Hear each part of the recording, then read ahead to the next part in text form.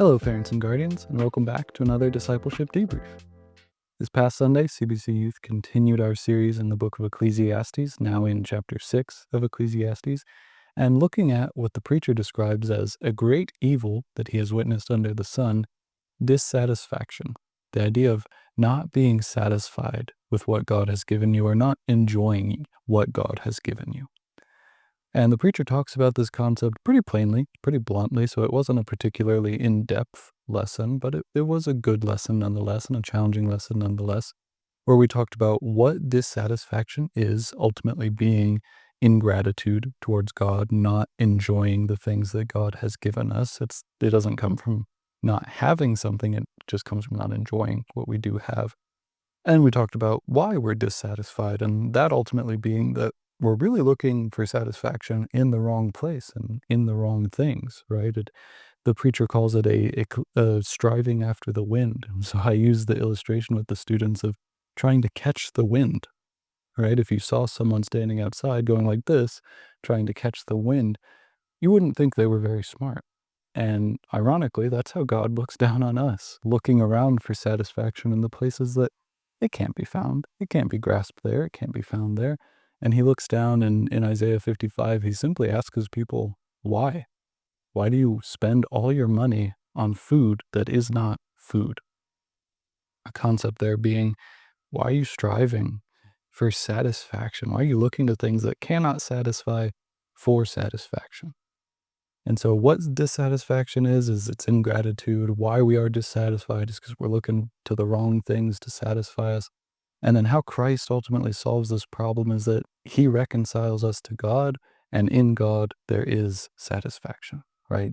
Humanity is dissatisfied because we feel the deep burden of needing reconciled to God, right? We know that food cannot reconcile us to God, and so it's dissatisfying. We know that entertainment cannot reconcile us to God, so it's dissatisfying. We know that our friends and our family even cannot reconcile us to God, and so they become dissatisfying at times.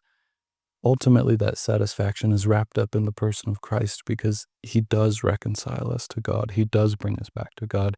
And in God's presence, we find satisfaction, true satisfaction. As Jesus told the woman at the well, drink of this water and you will not be thirsty again. So again, fairly simple concept, right? But something that all of humanity struggles with to this day. And so, as you follow up with this week with your students, I would encourage you to play the role of the physician in their life a little bit, right? If we have the symptom of dissatisfaction and we're looking back for the cause of why they are dissatisfied in life, the simple question arrives, where are you looking for satisfaction? If it is not God, that's why you're dissatisfied. That's where that's coming from. What can you do to change your perspective, to look to God for satisfaction? Hopefully, a very simple but profound conversation can build out of that, where you get to identify what weight your student has improperly been putting on certain things, right? Well, that's why my friend group feels dissatisfying, because I'm looking to my friend group for something that can really only be provided by God, right? That's why this form of entertainment's dissatisfying, because I'm looking to that for something that can only be provided by God.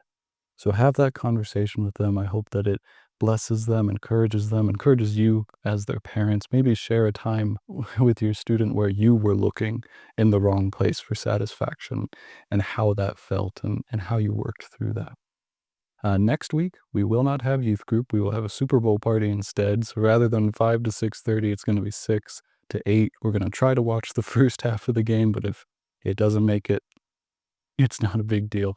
We're looking forward to it though, so please, 6 to 8, bring your students. It's going to be a really good time.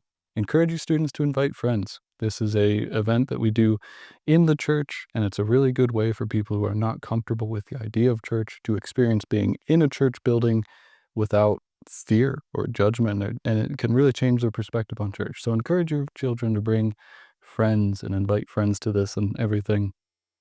If you need anything else during the week, please feel free to reach out or ask questions below or anything like that. Hope this blesses you and encourages you. Till next time, see ya.